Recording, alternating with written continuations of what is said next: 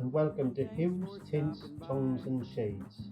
What's the difference? It's time to learn with our friend Clive. A lot of us use terms like hues, tints, tones and shades when we refer to our colours in our art, but did you know each of these terms has a very specific meaning? As an artist, knowing the difference between them is all important when communicating concepts in our artwork. More importantly, you can use this knowledge for colour mixing, helping us figure out how to mix colours in the correct way from our paints. So let's look at hue. This is a term that sounds more complicated than it really is. Hue is just a colour, as I explained in the previous episode. More specifically, hue is any colour on the colour wheel, and hopefully you are familiar with this by now. If you haven't already watched the previous episode, then I urge you to do so. But I'm going to go over it quickly, and just in case you need a refresher. There are three primary colours: red, blue and yellow. Most of us also know that combining any two of the primary colours will give us one of the secondary colours. Red and blue make violet, yellow and blue make green, and red and yellow make orange. And the third set of colours, the tertiary colours, fill in the 6 gaps between the primary and secondary colours. Red, orange, blue, green, red, violet, and so on. And tertiary colours are pretty simple to figure out based on their names, so I'm not going to cover them here. Okay, so what's a tint, a tone, and a shade? Quite basically, these are variations of hues that are found on the basic colour wheel, when white, black, or both are mixed in. Now to illustrate this, I've painted a tint and a tone and a shade on the colour wheel. So when adding white to our red hue, we get this colour. When adding white to a yellow hue, we get this colour. And when we add white to our blue hue, we get this colour. Now these are known as tints. Now these do vary depending on what type of paint you use because of the pigments, but don't worry too much about that. Let's keep it simple, stupid. Now just adding black to our red hue, we'll get this particular colour. And again adding black to yellow and adding black to blue. Now these will vary depending on the amounts of white or black you add. Now when you add equal parts of white and black, which will make a grey, to the hue, you will get this type of colour. And again, add in equal parts of white and black to the yellow hue and the blue hue. So quite simply, tints are created when you add white to any hue on the colour wheel, and this will lighten and desaturate that hue, making it less intense. Tones are created when you add both black and white to a hue. You could also say grey has been added. Now depending on the proportions of black and white and the original hue, tones can be darker or lighter than the original. And these will also appear less saturated or intense than the original hue. Tones can reveal subtle and complex qualities in a hue or a combination of hues and are more true to the way we actually see the real world. While shades are created when only black is added to a hue. This results in a rich, often more intense and darker colour because of the overpowering nature of many black pigments. Now, adding black to a hue is tricky and sometimes frustrating when mixing paint. Many blacks will change the characteristics of a hue even small amounts, so they should be used sparingly. Alternatively, a hue can be often made darker by adding another dark rather than a black. And now testing different mixtures is the best approach. So what I recommend is you look around you, and where do you see colours that might be tints or tones or shades? Right, what I've done is I've drawn a colour wheel. I've already put in place the primary colours, which are red, yellow and blue. Now these particular colours can't be mixed. They are naturally occurring colours. So they're all derived from different sources, different pigments, etc. So they can't be mixed.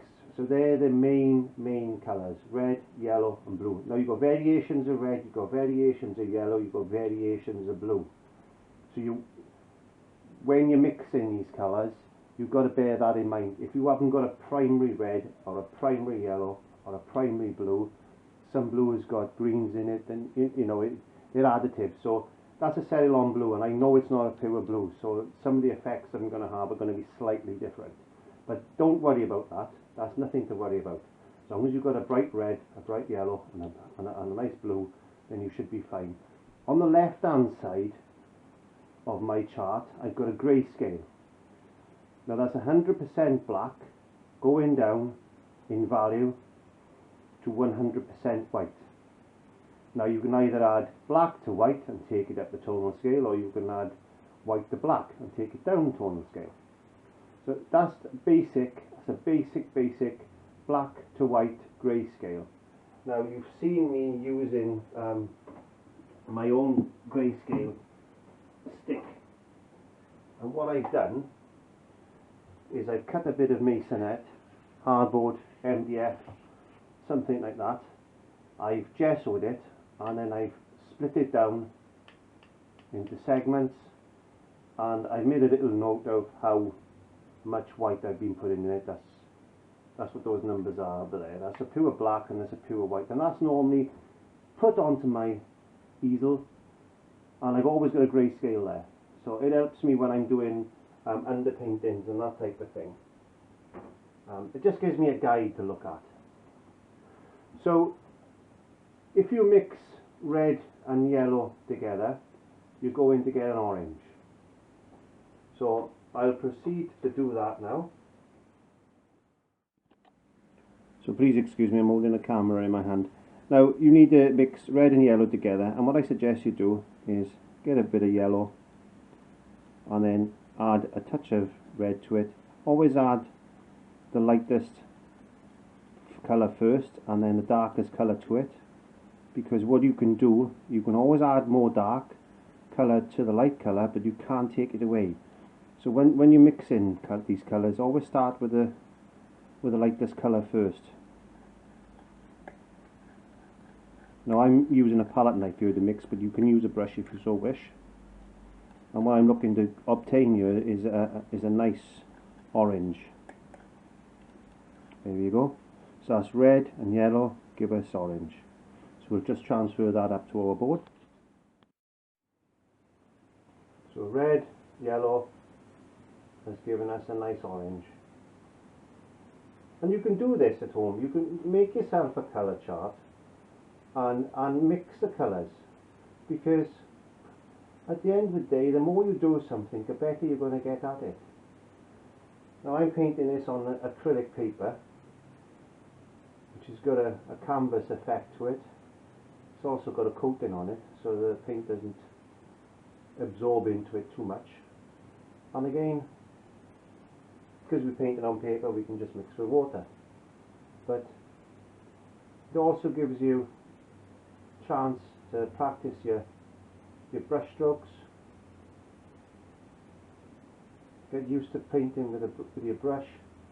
You're mixing colours, you're applying paint, and you've got a nice little product at the end of it that's quite useful. Wash your brush, soap, water, ready for the next colour. I've just cleaned my palette off and we'll mix yellow and blue. Okay, doing this slightly differently, I'll use a paintbrush this time. So we put our light colour down first. You can bring a bit of blue in, or you can clean your brush before you do that. It's entirely up to you. I'll just pull a little bit of blue in. And get a nice green.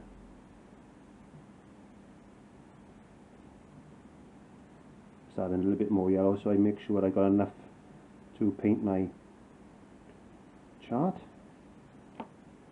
And if you wanted to make that green a little bit darker, just add a little bit more blue. But as I said, do it a little bit at a time, and then you can see it starting to darken. Always add a little bit at a time, because you can always keep adding, but you can't take it away once it's mixed. And don't forget, acrylics do dry darker, so you bear that in mind as well.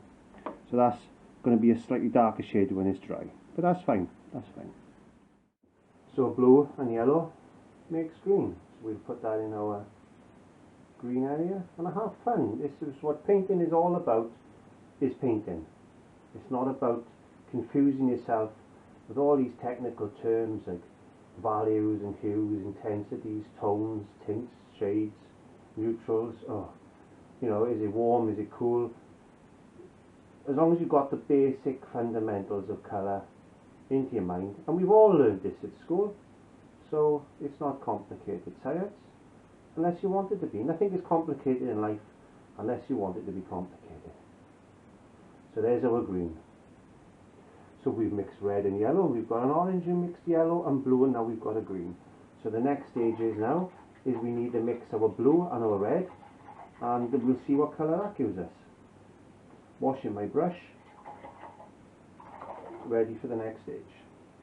Just clean my palette, again using a brush, and this time I'm going to go into my medium mix that I've mixed. If you watch other YouTube videos, you'll see this is not just pure water, it is actually a mixture of different retarders and some mediums, and if you watch those videos, I'll explain to you exactly what it does. Okay, so we're starting with our lighter colour, which is the blue in this case, and we'll add just a touch of red, another touch of red. Oh, look, that's a lovely colour, violet now. It's going violet, and that's the colour we're looking for.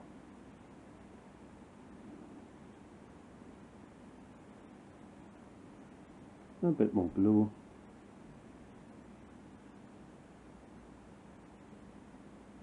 And I'm quite happy with that. So we'll transfer that now to our chart. And we put that into position, which is the red and the blue mixed together, which has given us a nice violet mix.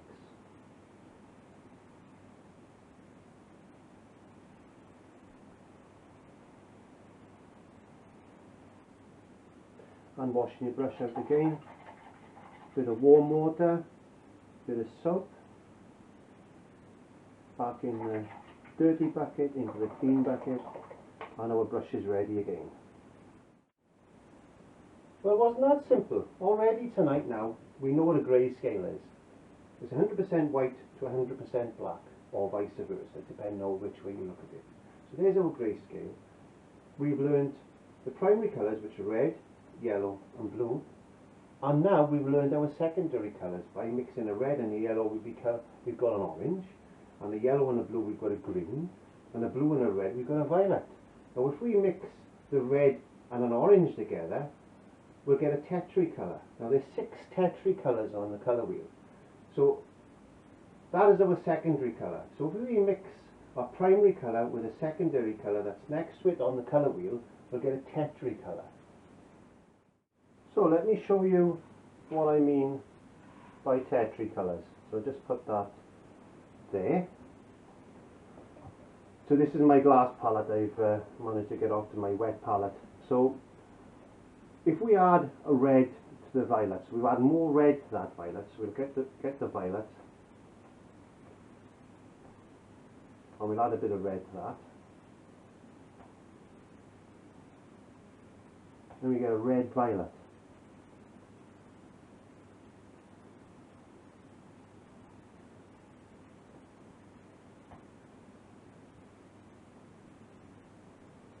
That's our first Tetri colour. So we've added a primary colour to a secondary colour, in this case red, more red to the violet, and now we've got a red violet. Just wash my brush. So we need violet, so there's a primary, we need to add more blue to the violet. In this case, get a bit of blue, and we'll add it to our violet.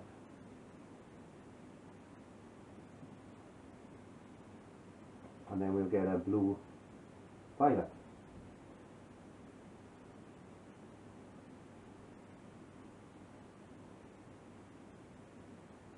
Obviously I haven't mixed enough just mix that in there. 1 second. There we are. So we've got a blue violet. And I will say this, it's quite warm in here tonight, so it's just drying pretty quick. And I haven't retarded anything, so we don't want to worry about that.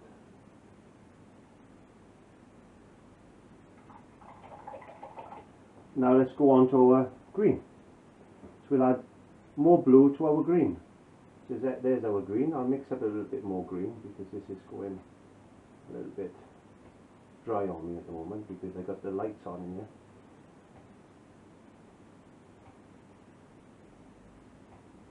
Okay, so add more blue to the green. And what we got is a blue-green.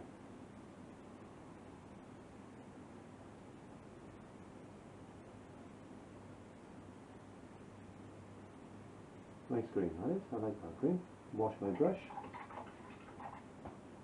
Let's get a bit of kitchen roll, 1 second. Okay, yellow to the green. So we'll add more of the yellow now to the green.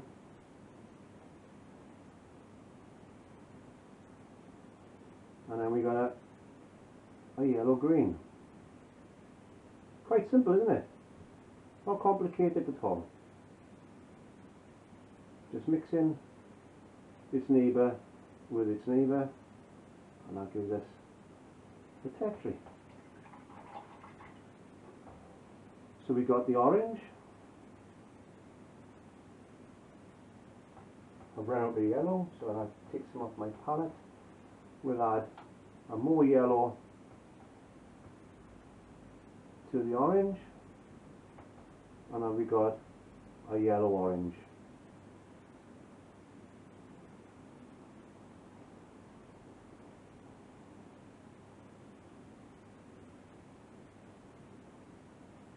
I will mix more red to the orange,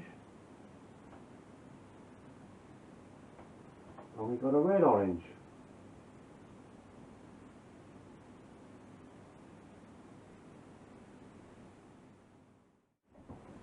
So let's review what we've done. We've got our primary colours, which are red, yellow and blue. Now mix in the red and the yellow, that gives us our orange, and we mixed a yellow and a blue together, and that gives us a green, and then we mix the blue and the red, and that gives us a violet. So there's our secondary colours and there's our primary colours. Now we mixed a primary with a secondary, and that gives us a tertiary colour, which was red-orange,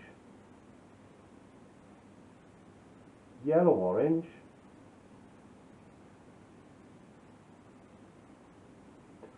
we also got a yellow-green,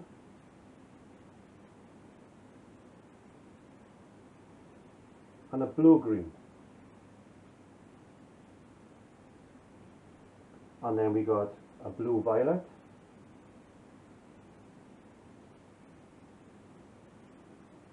and a red-violet.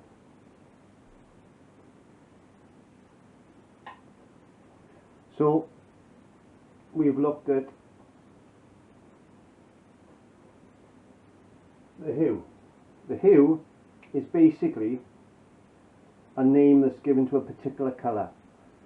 Red hue, yellow hue, blue hue, blue-violet hue, red-violet hue, yellow-green hue. That's a hue. The value is depicted by how bright that particular colour is.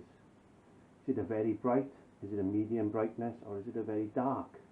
So that's the value of that grayscale there. Okay, so intensity. Now quite simply put, that's chroma or saturation. That's the purity of colour, which is determined by its relative brightness or darkness. Now we're going to be looking at tints and tones and shades, but before I do that I want to talk about complements. Now we've got the red. The complement of red is green. Now that's directly opposite itself on the colour wheel. So the complement of red orange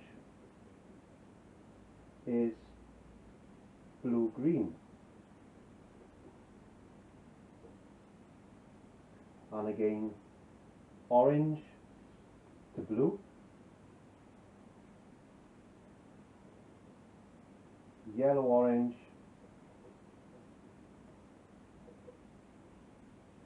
is blue violet,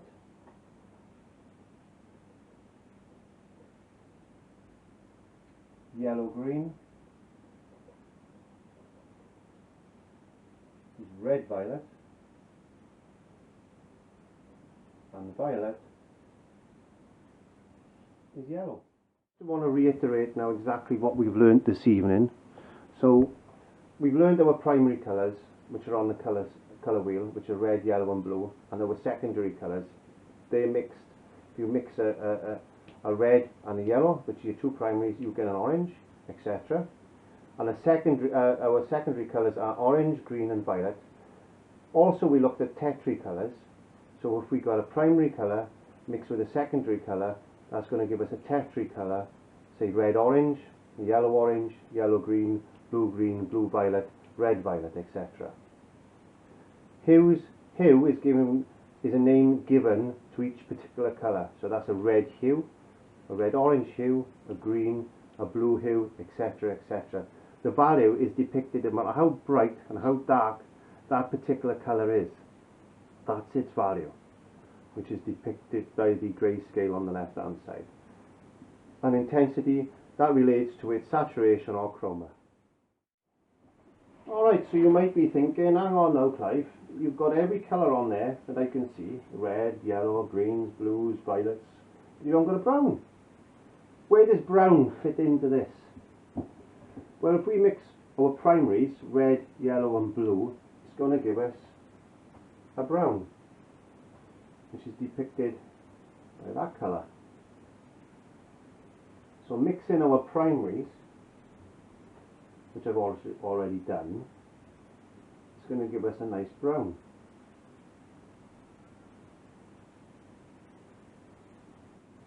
So you say, okay, so what happens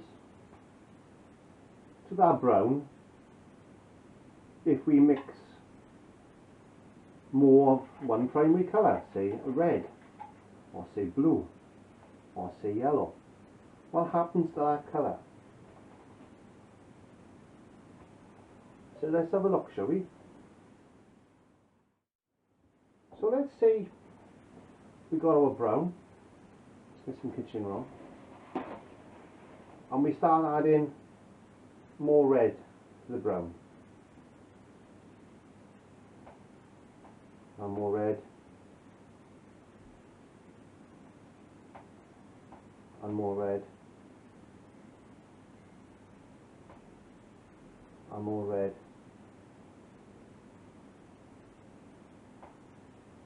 and more red, and then we start going in to the siennas.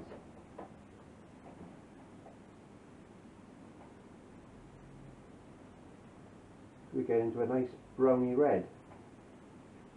So let's clean my brush, get a bit more kitchen roll.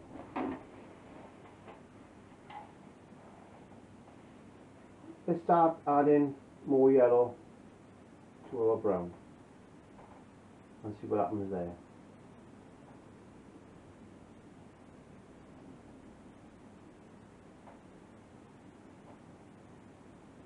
Oh look, we're going in more into the ochres now. We're getting a nice yellowy brown, yellow ochre.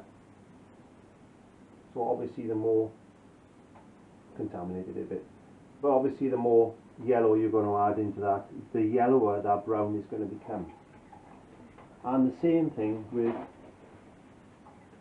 add in blue. So the more blue we add,